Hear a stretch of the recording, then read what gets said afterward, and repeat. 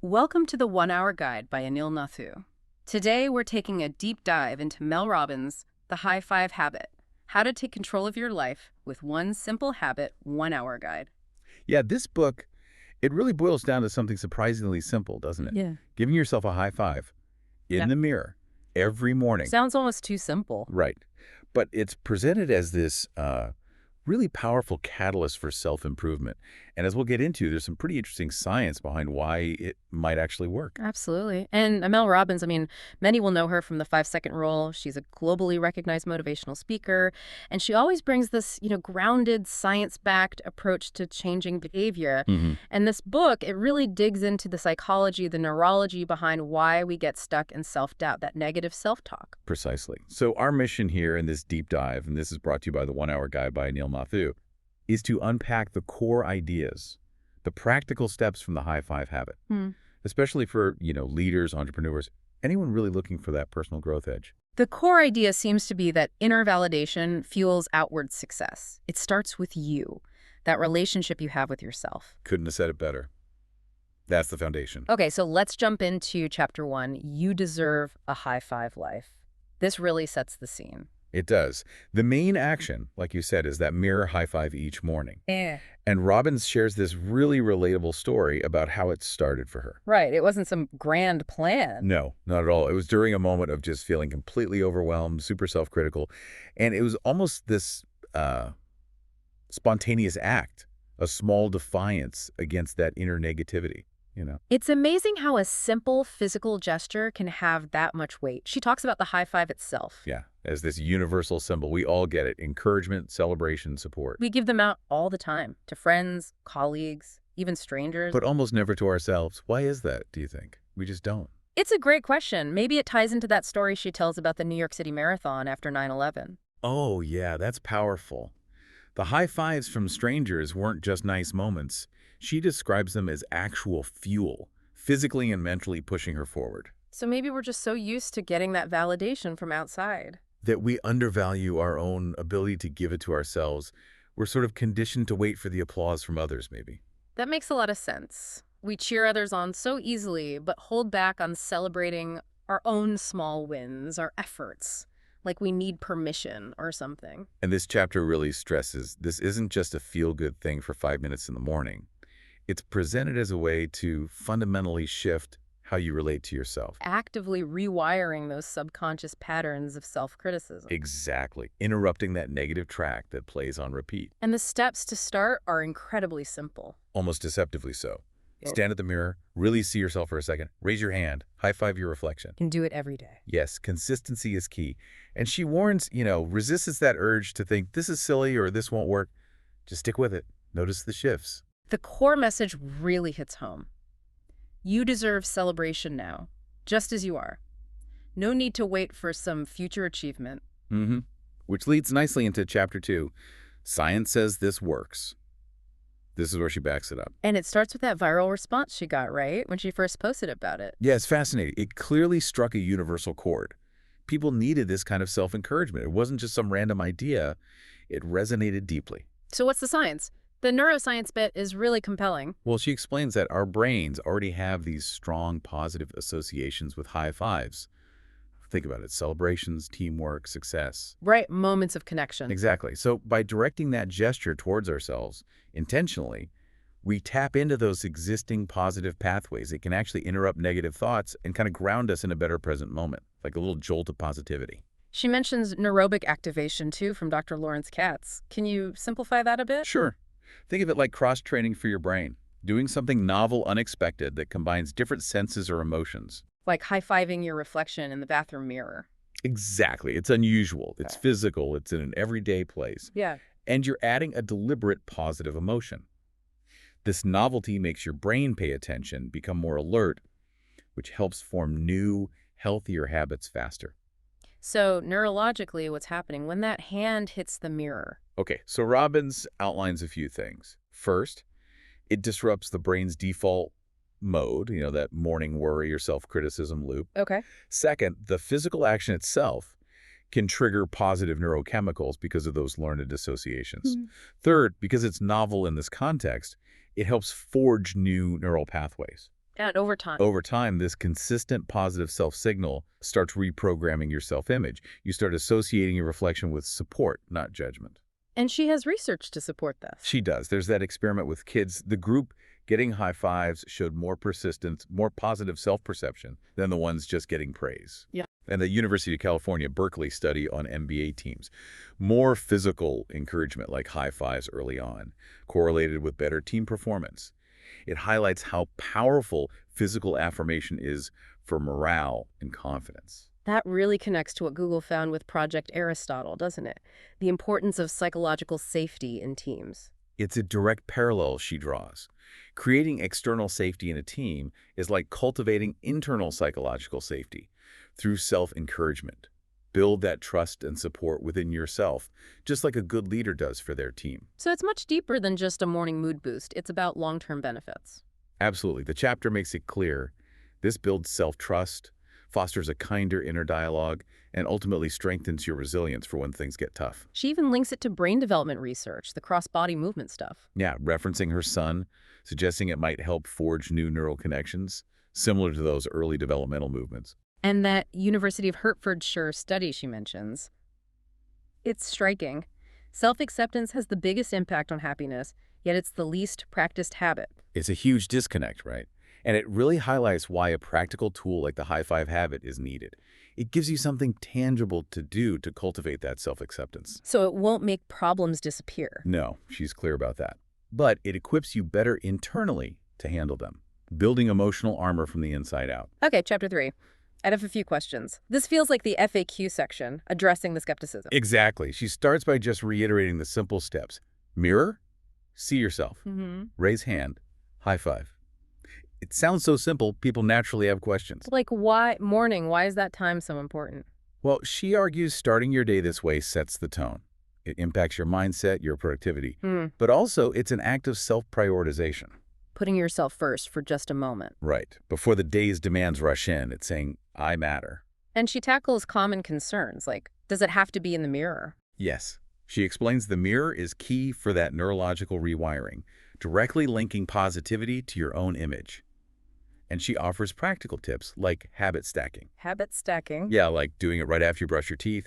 Linking it to an existing habit makes it easier to remember and stick with. Interesting that she mentions it might feel emotional for some people. Well, she suggests it can tap into this deep, often unmet need to be seen and celebrated, especially by ourselves. It might be the first time someone's consciously done that. And for the skeptics, the ones thinking, this sounds kind of silly. Her response is great. Yeah. She basically says, you don't have to trust me. I'm trying to teach you how to trust yourself. It reframes it as a tool for your own discovery. She also really pushes doing it even when things are tough, especially then, maybe. Absolutely. Those are the times we need self-encouragement most. It breaks that pattern of self-neglect that often kicks in during hardship. Especially for people trained to always put others first. Yes, and it makes you confront that fear or discomfort around actually, liking yourself, supporting yourself. And she introduces the High Five Challenge here. A free 5-day online program gives structure, accountability, community for people starting out. So the wrap-up for this chapter is, the habit is just the start. It builds self-trust, boosts mood, shifts identity. It kicks off a positive loop. Which takes us to chapter 4, asking that raw question. Why do I torture myself? Getting into the inner critic. It's a powerful question. And she frames that self-criticism not as who we are, but as learned behavior, often from childhood. Exactly. If you grew up where praise was rare or criticism was normal, you likely internalized that. Learn to judge yourself harshly. It becomes this background noise. Which explains why high-fiving yourself might feel so weird at first. It goes against that belief that you only deserve praise after you achieve something. Precisely. If you unconsciously bought into conditional self-worth, then just giving yourself encouragement feels wrong, almost rebellious. The habit challenges that directly. And these patterns develop unconsciously, just by absorbing messages. Yeah, from caregivers, peers, society. Explicitly or implicitly. It gets so ingrained, she says, we think it's our voice, our truth. So what's the cost? Being hard on yourself all the time. She argues it's totally counterproductive. It's a saboteur, not a motivator. It leads to shame, inaction, feeling stuck. It just drains you. Okay, so how do we break the pattern? What are the steps? First, you got to recognize the thoughts. Mm-hmm. Become aware. Second, Actively interrupt them. The high five is a great physical interruption. A gesture of support instead. Exactly.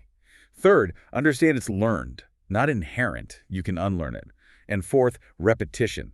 Daily high fives reinforce the new, kinder pattern. She also makes a key distinction here. This isn't toxic positivity. Right. Very important. It's not about denying problems or faking happiness. It's about building the strength to face problems with a supportive inner voice, not a critical one. Building resilience, not denial. So that mirror moment becomes a daily choice point. Exactly.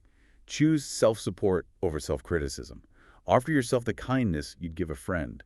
A small act, but powerful self-compassion. Chapter 5 asks another deep one. Am I broken?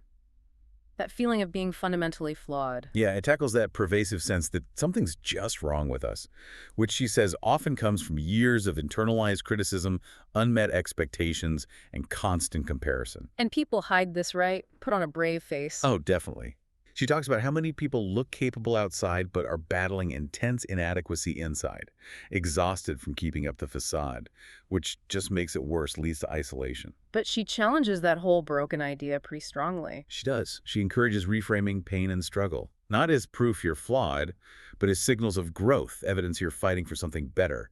It flips it from self-condemnation to seeing your own strengths. So how do we start dismantling that broken belief? What are the steps? Okay, first, acknowledge it's likely a lie you've learned. Second, consciously separate your identity from your circumstances or mistakes. You are not your situation. Right. Third, practice self-compassion. Talk to yourself like you would a good friend. And fourth, use the high five habit daily to reinforce a truer, more positive story about your worth. Letting go of the past comes up here too. Crucial. Holding on to old mistakes, guilt, shame. It just cements that broken feeling. Learning from the past, not letting it define you, is key. And she offers a more realistic take on being human. Yeah, embracing the whole package, flaws, struggles, imperfections, instead of chasing some impossible ideal of perfection. Accepting the full messy reality of being human. Okay, chapter 6. Where is all this negative crap coming from? Digging into the source of that inner critic again. Exactly. She explains these negative thoughts, these limiting beliefs. They aren't usually truths about us. They're echoes, past experiences, absorbed criticisms, inherited beliefs. And the brain's wiring for protection plays a role. Big time. Our brains are wired to spot threats. Yeah. Sometimes that goes into overdrive, focusing on past dangers or failures. This can show up as that inner voice of doubt, the what-if machine running wild, an internal risk assessment gone rogue. So that critic isn't necessarily us. That's her point. Yeah. Often, it's absorbed messages, especially from childhood. Realizing that can help you detach from it. It's not your core self-talking. And the high five habit helps change these patterns. Because the brain likes repetition. Precisely. By consistently interrupting the old negative loop with the positive action of the high five, you're literally creating new neural pathways, training your brain. Reflection. Support, not criticism. Weakening the old paths, strengthening the new. What about when specific triggers set off a cascade of negative thoughts? She suggests a few things. First, know your triggers. What sets you off? Second, when triggered, pause, breathe. Observe the thoughts without getting swept away. Third, consciously respond with compassion, not judgment. The high five can be a great anchor in that pause. And the big takeaway, you are not your thoughts. Exactly. They're just patterns. And patterns can be changed with awareness and practice. The habit is a tool for that change. Chapter 7 has that intriguing title, Why Am I Suddenly Seeing Hearts Everywhere? Yeah, this one's interesting. It explores this phenomenon people report after starting the habit, suddenly noticing heart shapes everywhere. She links it to the reticular activating system, the RAS. Can you give us the quick version of the RAS? Sure. It's basically your brain's filter. It decides what sensory information gets your conscious attention based on what you're focused on, your beliefs, your intentions. So starting the day with the high five. Kind of primes your RAS. You set a positive emotional intention, even subconsciously. Your brain then starts filtering your environment to notice things aligned with that thing, symbolizing positivity, connection, like hearts. So it's about directing our focus. Exactly. The high five signals to your brain what's emotionally important. Your brain then starts noticing things that match, like tuning a radio to a certain frequency. How can we work with the RAS more intentionally then? Be mindful of the intention during the high five. Acknowledge the signs you see during the day. Use them as little emotional boosts, reinforcing that positive mindset. It creates a feedback loop. So you create what you focus on, essentially. Pretty much. The habit shifts your emotional lens, making you notice positive cues you might have missed before, training your awareness. And seeing these patterns, like hearts, actually has an impact. She argues yes, even if it's just pattern recognition via the RAS, these little sightings can reinforce feelings of connection, love, encouragement, little subconscious reminders of your intention. Chapter 8 asks something many of us wrestle with. Why is life so easy for them and not me? The comparison trap. Oh yeah, this chapter goes right at that habit of comparing ourselves, especially through the curated perfection of social media. It's so easy to scroll and feel like you're falling short, seeing only highlight reels. Totally. Robbins exposes that illusion. What people project online is rarely the full story. It's usually a carefully constructed front. We don't see the struggles, the effort. So how do we stop? What are the strategies to break that cycle? Okay, first, catch yourself doing it. Remind yourself, this isn't the whole picture. Yeah. Second, actively shift your focus inward to your progress, your values, your path. Third, celebrate your own wins, however small. Stop fixating on others' perceived successes. And the high five habit helps here too. Definitely. Because it builds that internal validation, that self-worth from within. When you start your day acknowledging yourself, you're less dependent on external benchmarks, less bothered by comparisons. It's about accepting everyone's on a different track. Exactly. She busts that myth of being behind in life. Release that arbitrary timeline. Focus on your own growth, your own journey, wherever you are. Chapter 9. Isn't it easier if I say nothing? This is about self-silencing. Yes, exploring the costs of constantly holding back your thoughts, feelings, needs. It might seem easier short-term, but she argues it leads to resentment, frustration, feeling powerless. And fear drives it, right? Fear of judgment, conflict, rejection. Absolutely. Those are big fears. But Robbins asks us to consider what we lose by staying silent. Our authenticity, our ability to advocate for ourselves, our self-respect. So how do we overcome that tendency to stay quiet? First step, awareness.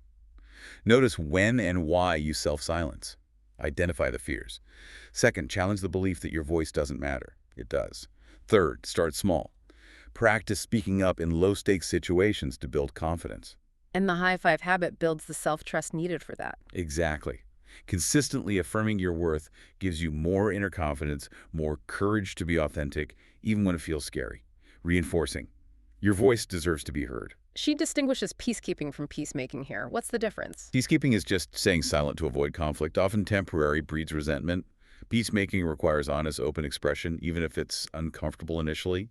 Finding constructive ways to communicate, not avoiding it. Chapter 10. How about I start tomorrow? Procrastination. Yes, tackling procrastination and the perfectionism that often underlies it. She argues both are usually fear-based. Fear of failure, judgment, even success. That inner voice saying, I need more time, it's not perfect yet. Exactly. Robbins shines a light on that avoidance tactic. The illusion that waiting makes things easier or better, it's often just dodging discomfort. And she says waiting is a decision, often the riskiest one. Right. Delaying dreams means risking missed opportunities, lost momentum, regret. Inaction often costs more long-term than starting. She gives a 3-step framework to break the cycle. Yep. Set a deadline relatively soon, like within 3 weeks. Prepare daily with small micro-actions towards the goal. And use the daily high five to rewire your mindset, reinforce belief, and fight the urge to delay. And taking ownership is key. Absolutely. Powerful message. No one's coming to save you or do it for you. You have to take the initiative. Start the thing. Encouragement works better than beating yourself up, too. For sure. Self-criticism just reinforces negativity. She advocates self-compassion, using the high five as that tangible encouragement to build momentum. And the final point, action creates belief. Precisely. Change comes from consistent, imperfect steps forward, not waiting for confidence, but building it through doing. Action fuels motivation. Chapter 11 asks that vulnerable question. But do you like me? That need for approval. This chapter really tackles that approval-seeking drive, how it undermines authenticity, self-confidence, leads us to make choices based on others' expectations. It's such a deep human need, wanting to be liked. Often starts young. Yeah, fitting in, getting approval, powerful motivators, especially growing up. But when it becomes the main driver, she says, we compromise our values, suppress our true selves. There's a real emotional cost. How do we break free from constantly seeking validation? Okay, steps. First, notice when you're performing for others. Second, ask the crucial question, do I like me right now? Do I like what I'm doing? Shift focus inward. Third, consciously choose self-acceptance over conformity. Prioritize being true to you, even if not everyone approves. And the daily high five helps heal this. Big time. Consistently reinforcing your own worth privately builds that foundation of self-acceptance, makes you less dependent on outside opinions, nurturing that inner I am enough. She talks about childhood conditioning again. External judgments becoming internalized shame. Yes, those early experiences shape us. Seeking approval, facing rejection, it creates patterns. We learn external validation equals safety. The high five habit counteracts that with consistent internal validation. And the human chameleon concept. That's about constantly changing yourself to fit in with different people. Exhausting, inauthentic. The turning point, she says, is when liking yourself becomes more important than needing everyone else's approval. Chapter 12 tackles a really harsh belief. How come I screw everything up? Self-sabotage territory. Yes, addressing that toxic idea that we're just destined to fail. She explains how this creates a vicious cycle. The negative thoughts lead to negative behaviors, which prove the thought. Exactly. Negative thoughts trigger fear, anxiety. That leads to procrastination, avoidance, self-destructive actions, which then reinforces the original belief. Okay. See? I told you I screw things up. But she stresses, shame isn't truth. Crucial point. Feeling shame doesn't define your worth. Mistakes don't define your potential. You are not your mistakes. How does the high five habit help rewrite this story? Okay, she suggests. First, flip the belief. When I screw everything up pops up, consciously replace it. I forgive myself. I'm learning. Second, reclaim your power. If you can create mess, you can also build and create positive change. Third, use the daily high five as that act of self-affirmation. High-fiving yourself back to life, reinforcing worth regardless of stumbles. She shares her own rock-bottom story here, too. Yeah, vulnerably talks about her struggles, seeking therapy, understanding subconscious patterns. It shows these beliefs run deep, and getting support can be vital. And the steps for redemption. Self-forgiveness first, then actively silencing the inner bully, and finally, choosing to focus on creating something new, not dwelling on past perceived failures. The power of choice. Chapter 13. Can I actually handle this? Facing overwhelm, fearing we're not capable. Yes, dealing with that very real fear when challenges feel too big. She emphasizes acknowledging the fear without judgment and practicing self-compassion. And she introduces the heart high five technique for panic. Yes, a grounding technique, hand over heart. Say, I'm okay, I'm safe, I'm loved, and say your name. It helps regulate the nervous system, offers comfort, reminds you of your worth in that moment of distress. It's about building inner safety. Exactly. And sitting with discomfort, not just avoiding it, grounding yourself daily with a regular mirror high five, trusting the timing of your life. And that encouraging reminder at the end. Yeah, if you're still breathing, there's still time, you're more capable than you think, tapping to inner strength. Chapter 14 has that slightly provocative title. Okay, you may not want to read this chapter. Sounds like manifestation territory. It is. She explores manifesting confidence and outcomes, but through the lens of the reticular activating system, the RAS. So using focus and belief to attract things? Kind of. She explains training your RAS through vivid visualization, using all senses, feeling the positive emotions of the outcome. Daily repetition is key, plus affirmations, plus the high five reinforcement. Aligning your inner state with your goals. Precisely. And trusting the process, letting go of rigid ideas about how it happens. Focus on the vision, not just one specific path. And setbacks. Reframe them as redirection. Anchor your belief with physical habits like the high five, daily reminders of your intention. So it's methodical, not just wishing. Exactly. Aligning beliefs, actions, and the trained RAS to move towards what you want. Intentional focus, consistent reinforcement. And the final chapter, 15. Eventually, it will all make sense. A reflective wrap-up. Yes, offering perspective on life's unpredictable journey. Encouraging us to listen to those inner signals when something feels off. Trusting intuition. Precisely. Listening to inner discomfort. Being open to detours. Letting go of how life should look. Absolutely. Releasing those rigid narratives. Embracing the present. And looking back to connect the dots. Yes. Realizing past difficulties often make sense only later. Trusting that current struggles might eventually fit into a larger picture. Believing in your future self. Exactly. Trusting yourself in life's process. And ongoing self-encouragement via the high five to navigate uncertainty, maintain belief. Letting dreams pull you forward, surrendering the timeline. Holding the vision, staying open to how it unfolds. The book ends with that story, Miss Lily and the Magic Mirror. How does that tie it all up? It's a beautiful allegory. Shows the principles in action through Miss Lily, a preschool teacher. We see her initial self-criticism, then her transformation using the high five habit. It makes the concepts really practical and visual, shows the impact on her and her students. It does. She stops the negative self-talk, the comparison, becomes her own cheerleader, handles things calmly. And then the ripple effect she teaches the kids, changing the classroom atmosphere. And she embodies the core message by the end, her own encourager. Exactly. It summarizes those 5 magical truths she learns, leaving you with a clear sense of the habit's potential. Well, this has been a really insightful deep dive into Mel Robbins' The High Five Habit, How to Take Control of Your Life with One Simple Habit 1-Hour Guide, brought to you by The 1-Hour Guide by Anil Nathu. It's definitely a powerful and practical guide, a reminder that, the most important relationship is the one with yourself. And simple daily practices can unlock real growth, real self-worth. Yeah, we really hope this 1-hour guide has given you, our listener, a solid grasp of the core ideas, the science, and how you might actually apply this potentially life-changing habit. Thank you for joining us today. Buy the book at the 1-Hour Guide website for more business insights. This has been the 1-Hour Guide by Anil Nathu.